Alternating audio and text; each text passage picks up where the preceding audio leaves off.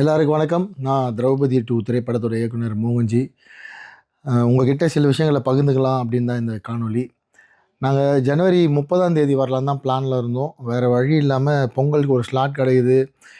ஜனநாயகன் படம் தள்ளி போகுதுன்னு சொன்ன உடனே அது ஒரு வேளை தீர்ப்பு வந்து லேட்டாக வந்துச்சுன்னா அதை பண்ண முடியாதுன்றதுக்காக பொங்கல் வெளியீடுன்னு முடிவு பண்ணி வந்தோம். அங்கே கார்த்திக் சார் படம் வாவாத்தியார் வந்ததால் அங்கேயும் தேட்டர் பற்றாக்குறை ஏற்பட்டு நாங்கள் பண்ண பெரிய பெரிய ப்ரொமோஷன் பண்ணிட்டார் ப்ரொடியூசர். ஃபுல் பேப்பர் ஆடு கொடுத்து ஒரு 30 லட்ச ரூபா ப்ரொமோஷன் செலவு பண்ணிட்டாரு. அதனால் திரும்ப இமீடியட்டாக அந்த ப்ரொமோஷன் யூஸ் பண்ணுன்றதுக்காக 23 வந்தோம். 23 தலப்படம் கூட வரக்கூடாது, மங்காத்தா கூட வரக்கூடாதுன்னு ஒரு முடிவில் தான் 30ஆம் தேதி பிளான் பண்ணோம். விதி எங்களை கூப்பிட்டு வந்து ஜனவரி 23 கொண்டு வந்து விட்டது. அதை எங்களால் மக்கள்கிட்ட கொண்டு போய் கரெக்டாக சேர்க்க முடியல. ஒரு பொங்கல்லேருந்து நாங்கள் 23ஆம் தேதி வரணும். ஏன்னா பொங்கலுக்கு ரொம்ப எதிர்பார்ப்பு இருந்துச்சு. பொங்கல் ரிலீஸ்னே நினச்சிட்டாங்க மக்கள். ஸோ பொங்கலுக்கு வந்துட்டு அதுக்கப்புறம் 23 ரிலீஸ்னு சேர்க்க முடியல. மங்காத்தாவோட மிகப்பெரிய அலை, அதோட கூட்டம், ரசிகர்களோட பலம், அது வந்து சமாளிக்க முடியல. என்னென்னா சென்னையில் எங்கேயுமே காலையில் 9 மணி ஷோ கிடைக்கல, 11 மணி ஷோ கிடைக்கல. கிடைச்ச ஷோலையும் வந்து யூடியூப் வந்து அவங்க வந்து ஒரு பைட் எடுத்தோ மக்கள்கிட்ட இருந்து கருத்தை வாங்கி அதை மக்கள்கிட்ட வெகுஜன மக்கள் தமிழ்நாடு முழுக்க கொண்டு போய் சேர்க்க முடியல.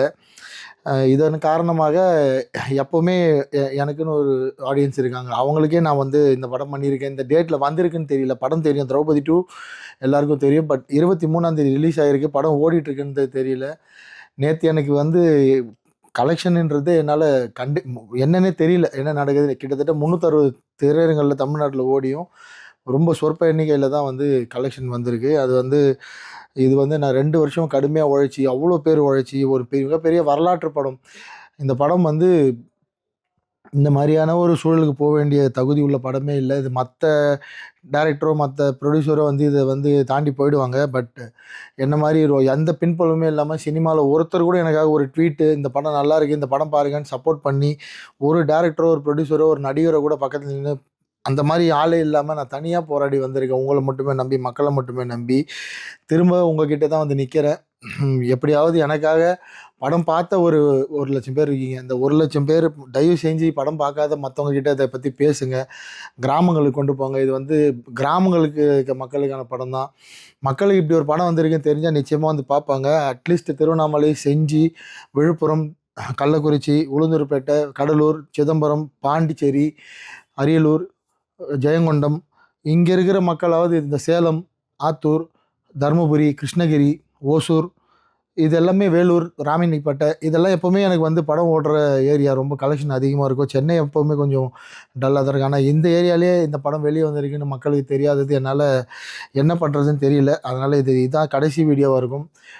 உங்களுக்கு இந்த படத்தை பற்றி மக்கள்கிட்ட கொண்டு போய் சேர்க்கணுன்னு ஆசை இருந்தால், எண்ணம் இருந்தால் தயவுசெய்து கொண்டு போய் சேருங்க. நிஜமாலே நாங்கள் வந்து மங்காத்தா திரைப்படம் எங்கள் படத்தை வந்து இப்படி வந்து ஒரு காணாமாக்குன்ற நாங்கள் நினைக்கல. அது வந்து முக்கியமான திரையரங்களை கூட மற்ற இடத்துல மக்கள் பார்ப்பாங்க தான் நினச்சோம். இந்த 2வது நாள் இன்றைக்கி படம் வெளியாகி இன்றைக்கி பேசலைன்னா இதுக்கப்புறம் எப்போவுமே உங்கள் கூட இந்த மாதிரி என்னால் இதை பற்றி சொல்ல முடியாது. ஸோ இது மட்டும் இல்லாமல் இந்த நேரத்தை பயன்படுத்தி படத்தை பற்றி தவறான கருத்துக்கள், நான் வந்து ஒரு ஒரு ஒரு ஹீரோ கூட இந்த நம்ம படம் தைரியமாக வரேன்னு சொல்லி போட்டேன். அதுக்கு வந்து அவங்கெல்லாம் நெகட்டிவ் ரிவ்யூ கொடுக்குறதும், நான் திரௌபதி 1 எடுக்கிறப்ப அப்போ என் மேலே நிறைய நீ வந்து ஒரு சில சமூகங்களுக்கு எதிராக படம் எடுத்தேன்னு சொல்லி இப்போ அவங்களாம் எனக்கு எதிராக வந்து போய் பிரச்சாரம் பண்ணுறதும், படம் நல்லா இல்லைன்னு சொல்கிறதும், விடுதலை சிறுத்தையை சேர்ந்த சங்க தமிழனும் தமிழா பாண்டியனும் யூடியூப் சேனலில் உட்காந்து நான் வந்து ஆர்எஸ்எஸ்க்காக 500 கோடி வாங்கிக்கிட்டு தான் இந்த படம் பண்ணேன், ஆர்எஸ்எஸ்க்கு பிரச்சாரம் பண்ணுறேன்னு சொல்கிறதும், அதுக்கப்புறம் போன வாட்டியே அமீர் அண்ணன் பகாசுரன் வரப்பவே இதே பிரச்சாரம் பண்ணுறது தான் என் மேலே குற்றச்சாட்டு வச்சார். அப்படிலாம் குற்றச்சாட்டு வச்சா நான் ஏன் இவ்வளோ கஷ்டப்பட்டு இவ்வளோ படத்தை எடுத்து வந்து மக்கள்கிட்ட இப்படி கெஞ்சின்னு இருக்க போகிறேன்? இது ஆர்எஸ்எஸ்க்கான படமாக இருந்தால், பிஜேபிக்கான படமாக இருந்தால் அவங்களாம் இதை போய் பார்த்துருப்பாங்க. அவங்களாம் பார்த்துருந்தா நான் ஏன் வந்து உங்ககிட்ட இந்த மாதிரி நிற்க போகிறேன்?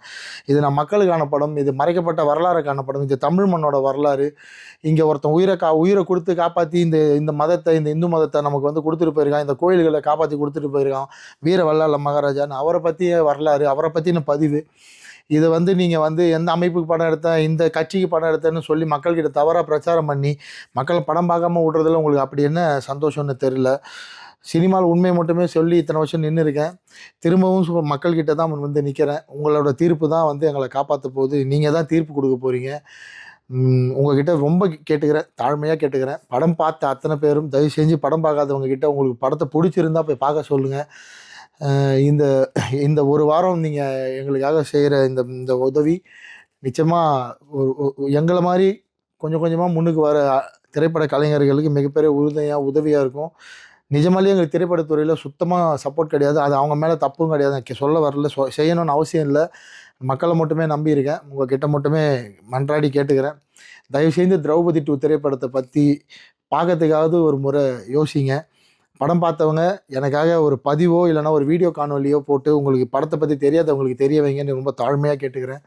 யார் மேலேயும் எனக்கு கோபம் இல்லை, பட் வருத்தம் நிறைய இருக்குது. இவ்வளோ கஷ்டப்பட்டு 2 வருஷம் வந்து இதுக்காக நான் உயிரை கொடுத்து உழைச்சி மக்கள்கிட்ட நல்ல படம்னு பேர் வாங்கியும் மக்கள்கிட்ட போய் சேர்க்க முடியல. எனக்கு என்ன பண்ணுறதுன்னு தெரியல. அதனால் இதில் எதுவும் தவறாக இருந்தால் மன்னிச்சிடுங்க. முடிஞ்சால் திரௌபதி 2 படத்தை போய் திரையரங்கில் பாருங்கள். நன்றி.